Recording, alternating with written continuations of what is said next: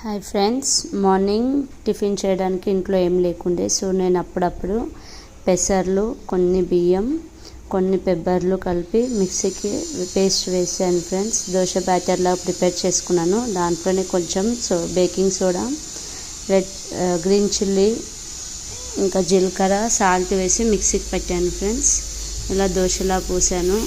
First time try చేశాను, కానీ బాగా వచ్చింది క్రిస్పీగా. ఎప్పుడైనా మీరు కూడా సడన్గా టిఫిన్ చేసుకోవాలి అనుకుంటే, ఇంట్లో ఏం లేనప్పుడు ఇలా ట్రై చేయండి ఫ్రెండ్స్. టేస్టీగా బాగుంది. కొంచెం కావాలి అంటే కార పౌడర్ వేసుకోవచ్చు పైన. నేను ఇంట్లో అది ప్రిపేర్ చేసుకుని పెట్టుకున్నాను దోశకని. సో నేను అది కూడా యాడ్ చేశాను. పైన ఆయిల్ వేసాక ఆ పౌడర్ వేసి కొంచెం ఆయిల్ వేసి మొత్తం రబ్ చేశాను. మంచిగా క్రిస్పీగా కాలినాక దోశ తీసి తినండి, బాగుంటుంది.